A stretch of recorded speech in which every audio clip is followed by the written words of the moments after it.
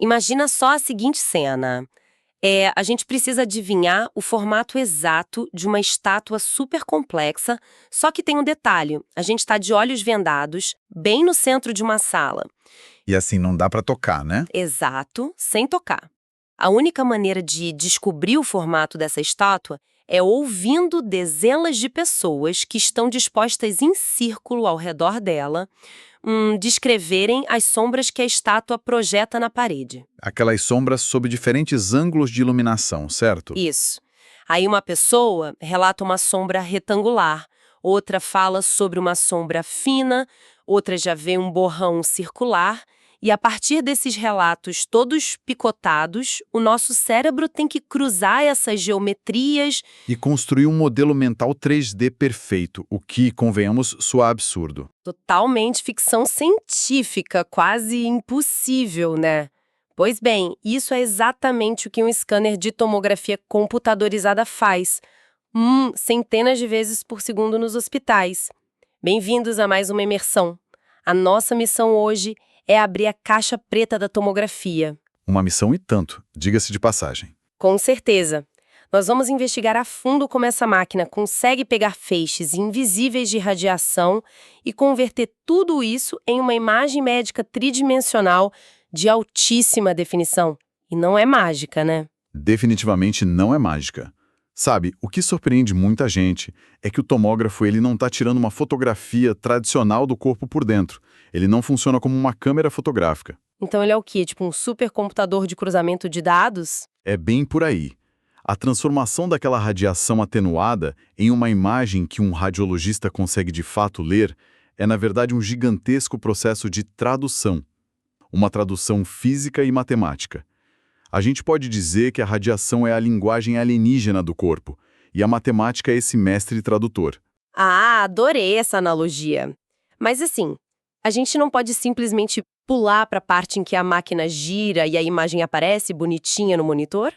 Seria pular muitas etapas cruciais. Pois é.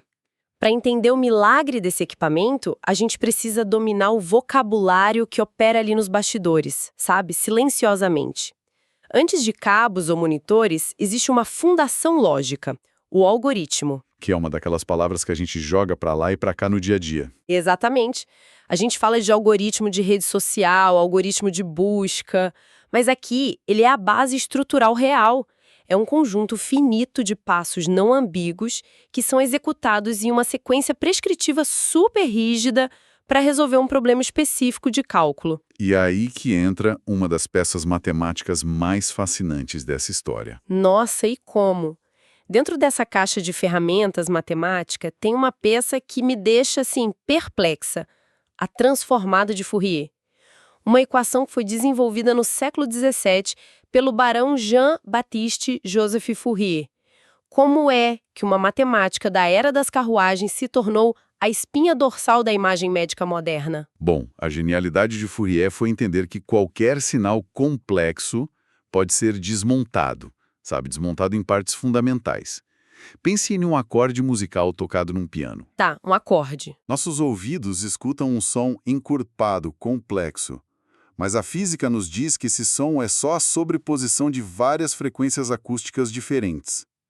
A transformada de Fourier é a operação que permite pegar esse acorde e separá-lo em cada uma de suas notas individuais. Certo, vamos destrinchar isso porque é muito louco.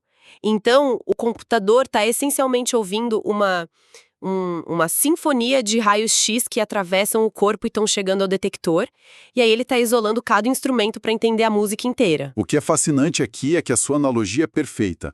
O que os sistemas de GTC fazem é justamente isso. Eles pegam essa sinfonia e processam o sinal em componentes de frequência mais puros, que são expressos como somas ponderadas de ondas senoidais e cossenos. Que é a parte pesada da matemática. É mais claro. As máquinas atuais não usam a equação original do século XVII do jeito clássico. Elas usam uma versão adaptada, que é hiper rápida, chamada Transformada Discreta e Rápida de Fourier, a FFT. Sem ela, o computador demoraria anos para resolver as equações. Mas espera aí, tem uma coisa que me confunde um pouco nessa história de sinfonia contínua. O que seria? O corpo humano não colabora como um instrumento bem afinado, né? As pessoas respiram, os batimentos cardíacos vibram os tecidos sem parar. E a própria máquina que gira ao redor do paciente não consegue cobrir cada milímetro do universo contínuo sem aquelas interrupções microscópicas. Ah, entendi o seu ponto. E é um ótimo ponto. É, porque se o sinal é quebrado pelo movimento ou pela física da máquina, como é que não aparecem os buracos enormes na imagem final? É aí que entra outro truque da matemática, agindo como um preenchimento estratégico. Como é fisicamente impossível captar absolutamente todos os ângulos contínuos do espaço afinal, o tubo de raio-x dispara, desliga uma fração de segundo, se move e dispara de novo. Ficam uns espaços vazios. Sim, existem minúsculas frações de distância entre uma medição e outra. E para lidar com isso, o sistema usa a interpolação linear, que é basicamente um método matemático para estimar o valor de um dado desconhecido, que fica perdido ali entre dois dados conhecidos. Então, simplificando para quem está ouvindo a gente, seria tipo dizer que se o scanner sabe que em 1 milissegundo a densidade em um ponto era 0 e no milissegundo seguinte a densidade era 10, ele simplesmente assume que naquele micropasso no meio, onde ele não leu nada, o valor deveria ser 5. Exatamente isso. O sistema presume que a transição entre os pontos medidos segue uma linha reta. Parece meio uma estimativa meio bruta se a gente pensar de forma isolada, não acha? Pareceria se fosse um ponto só. Mas a gente aplica isso iterativamente em milhões de pontos de dados. E aí a interpolação atua como uma verdadeira argamassa matemática.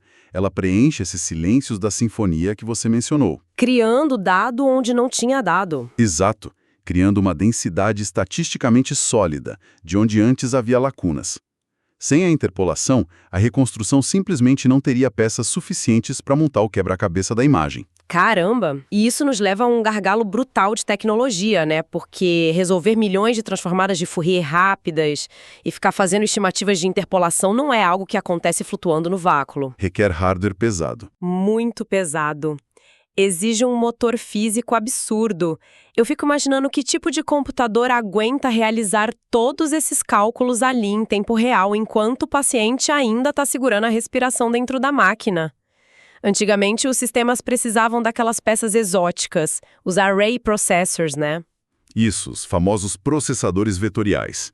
Naquela época inicial da tomografia, as CPUs tradicionais simplesmente desmaiavam se tentassem processar tantas operações simultâneas. Tinha que ser um hardware dedicado só para lidar com matrizes de números aos milhares. Uma supercomputadora gigante. Praticamente. Mas hoje em dia, graças à miniaturização e ao design multicore das CPUs modernas, o processador central assumiu essa responsabilidade inteira. Ele orquestra o fluxo todo.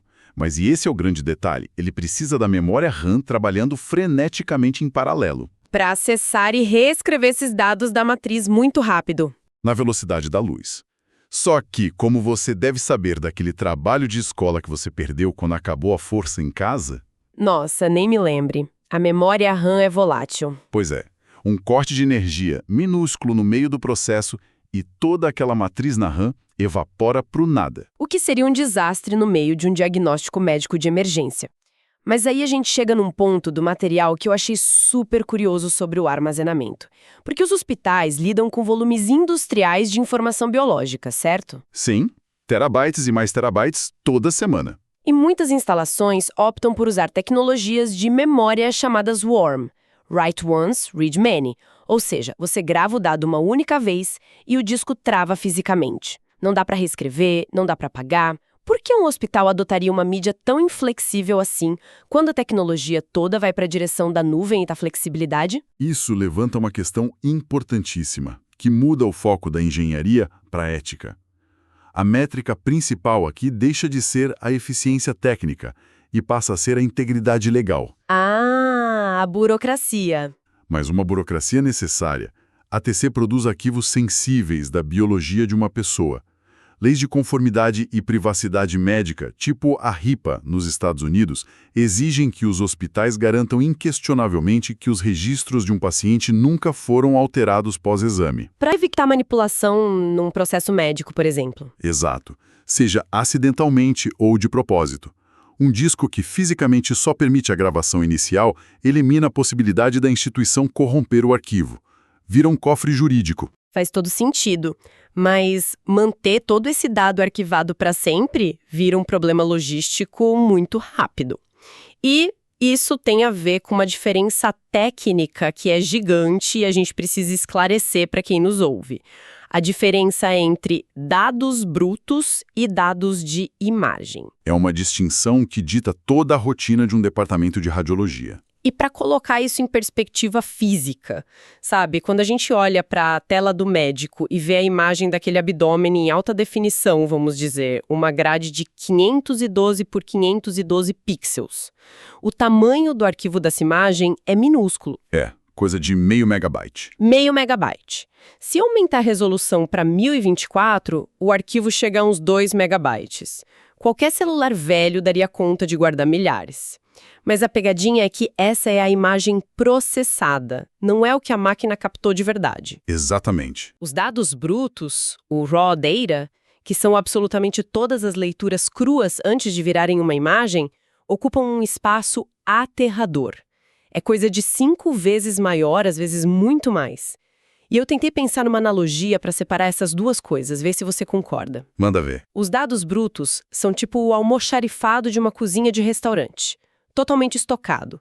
Tem farinha, ovo solto, leite, cacau, todos os ingredientes originais que permitem criar qualquer coisa. Tá, tô acompanhando. E os dados de imagem, que é aquele arquivo pequenininho, representam o bolo já assado e na vitrine. É uma separação perfeita.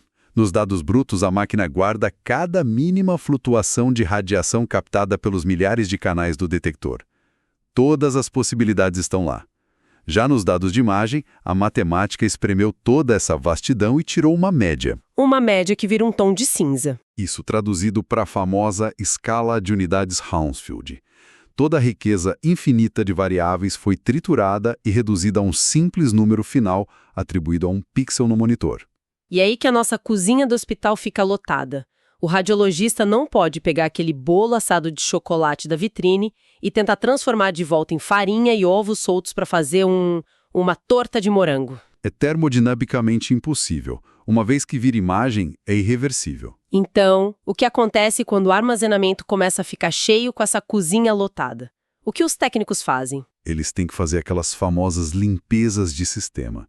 E adivinha o que vai para o lixo digital primeiro para abrir espaço? Os ingredientes pesados, os dados brutos. Exatamente. Mas ao apagar os dados brutos, o hospital perde uma capacidade valiosíssima chamada reconstrução retrospectiva. O médico fica amarrado à reconstrução prospectiva, que é só aquele primeiro lote de imagens gerado no dia do exame. Então, se um mês depois ele olhar a imagem e pensar, acho que devia ter focado melhor numa suspeita de trinca na costela ali atrás. Acabou. Ele não pode reprocessar com filtros diferentes porque a farinha e o ovo já foram para o lixo. A reconstrução retrospectiva só rola se os ingredientes brutos forem salvos. Caramba. Bom, ingredientes devidamente conceituados. Mas a gente ainda não olhou para a mecânica pura da coisa. Como o scanner desenha a primeira linha matemática daquele paciente? Aí a gente volta para a emissão dos raios invisíveis. O material base fala em raio e soma de raios. Pelo que eu entendi, o raio é trajetória direta, aquela linha imaginária que sai do tubo e cruza o espaço até bater no detector do outro lado do anel, certo? Certo. E no caminho, ao atravessar um osso ou um pulmão, esse feixe perde força. Ele é atenuado. O que o detector lê lá do outro lado é a soma de raios, que é o total de radiação que conseguiu sobreviver ao trajeto. E isso seria a leitura de um único disparo.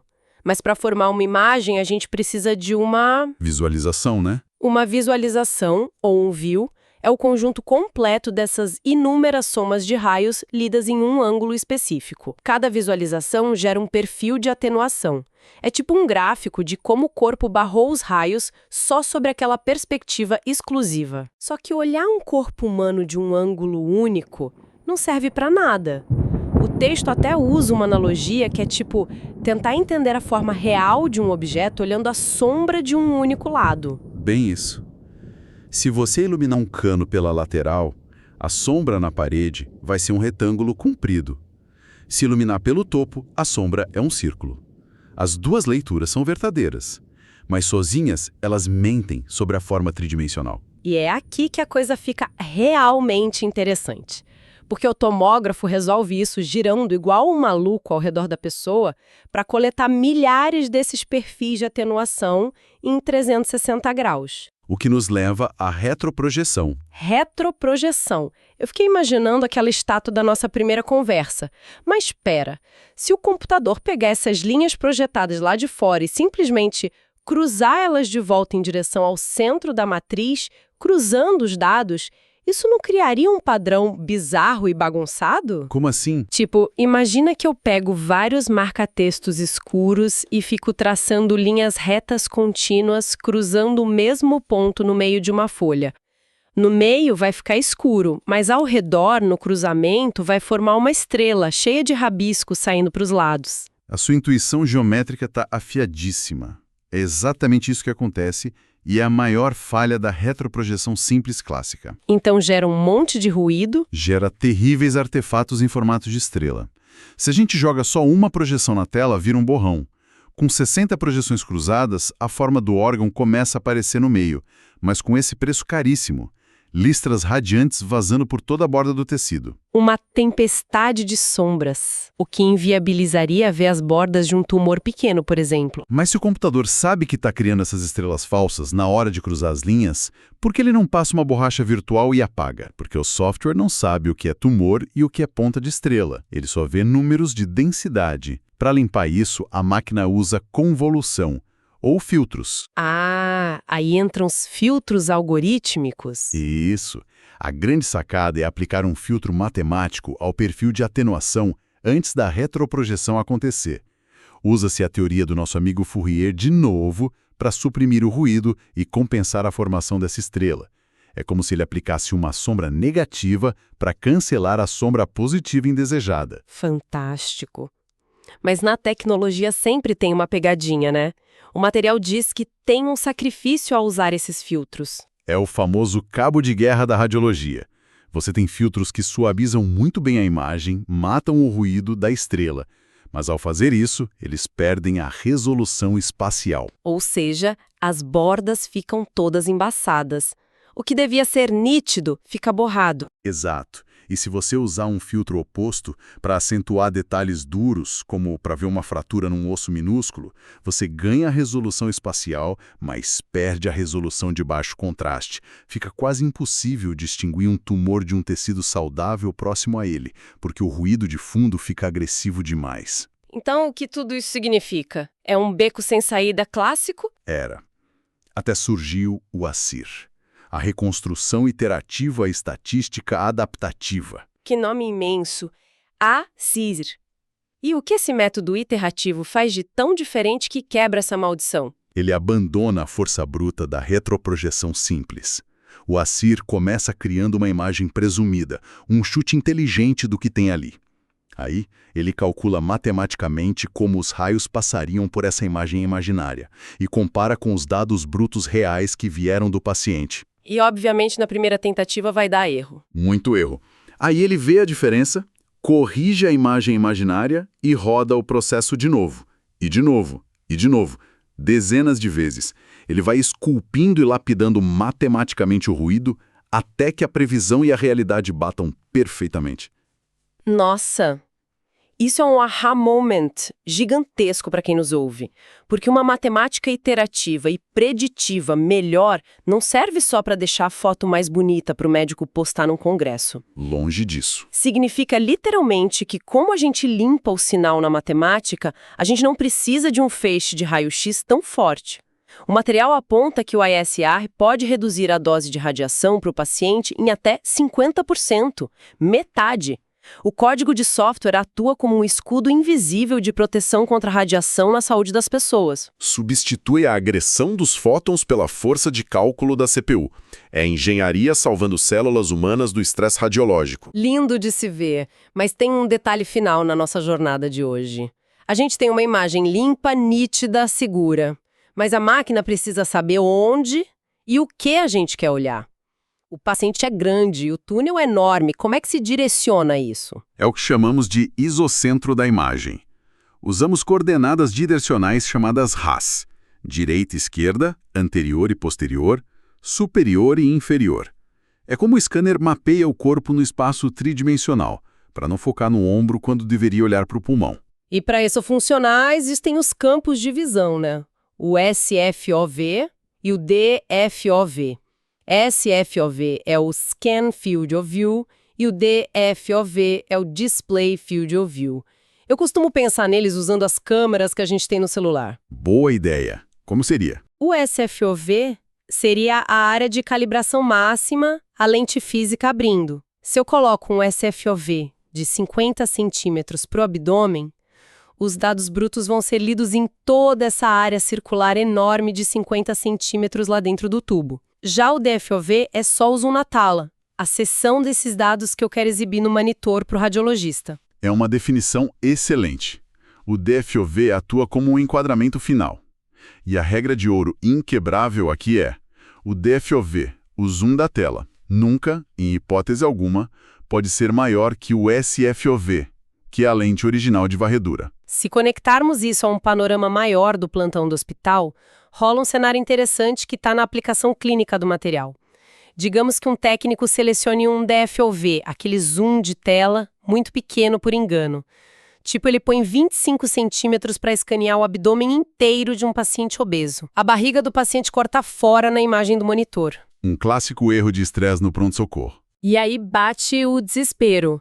Ele precisa botar a pessoa de novo na máquina e irradiar tudo outra vez. Aí voltamos ao conceito do bolo de chocolate.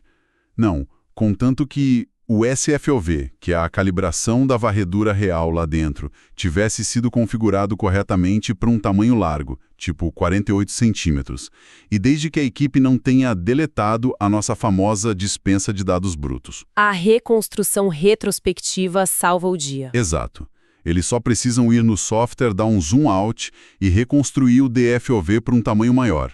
O paciente já foi varrido corretamente na física, a lente capturou tudo. Mas e se o erro tivesse sido no próprio SFOV? Ah, aí é tragédia pura. Se a lente SFOV estava restrita a 25 centímetros na hora do giro físico, os fótons que atravessaram a borda da barriga do paciente nunca foram medidos por ninguém. Nem a matemática resolve. Pior, as partes do paciente que ficaram fora do círculo do SFOV acabam bloqueando e bagunçando os raios que estavam tentando ler o que tinha lá dentro. Isso causa os infames artefatos fora de campo, que aparecem como listras pesadas e números de atenuação todos errados no meio do abdômen. A máquina tenta calcular a sombra de um objeto que ela não sabe que está lá fora. Exatamente. Nesse caso, vai ter que refazer e dar outra dose de radiação no paciente. Não tem mágica. O rigor das leis da física. Nossa, que imersão fantástica. A gente precisa fazer uma recapitulação super rápida para quem acompanhou a gente até aqui. Nós começamos lá atrás, separando a sinfonia invisível da matemática com as ondas do Barão de Fourier. Passamos pelo gargalo brutal de hardware e memórias rígidas. Entendemos os ingredientes brutos contra a imagem processada. Acompanhamos como um raio invisível desenha a primeira sombra. E como aqueles algoritmos absurdos, tipo o ASIR, conseguem limpar toda aquela tempestade de artefatos em forma de estrela, literalmente cortando a radiação no corpo humano pela metade. Até chegarmos no perfeito enquadramento da geometria do paciente com as coordenadas e os campos de visão. É um caminho épico. É de explodir a cabeça pensar que isso tudo acontece em menos de 5 minutos ali na sala de exames. Mas, antes da gente encerrar, tem um pensamento que não me sai da cabeça e que vai além do material de hoje. O que seria? O texto deixa bem claro que na reconstrução clássica a gente sempre tem que fazer um sacrifício de filtro, né? O tal do cabo de guerra matemático. Ou a gente escolhe ver a borda nítida, a resolução espacial, ou escolhe ver as diferenças sutis de densidade, a resolução de baixo contraste. Mas e a inteligência artificial? Ah, o futuro batendo na porta. Sim. E se, num futuro muito próximo, o avanço brutal das redes neurais generativas contornar por completo esses compromissos da matemática clássica? Imagina um scanner Deep Learning inferindo e entendendo a composição das células em altíssima definição, sem exigir filtro ou sacrifício nenhum do hardware físico. O que levantaria uma questão gigante sobre o que significa de fato enxergar através do corpo. A máquina estaria lendo o raio-x ou adivinhando probabilisticamente os átomos. Exato. Se a imagem daquele tumor minúsculo foi desenhada por uma rede neural adivinhando padrões estatísticos do que costuma ter ali, e não pelo fóton físico puro medido no detector, onde é que fica a verdade médica e empírica da radiologia? Fica essa reflexão profunda para quem está ouvindo a gente dar aquela explorada por conta própria depois dessa imersão. Até a próxima, pessoal!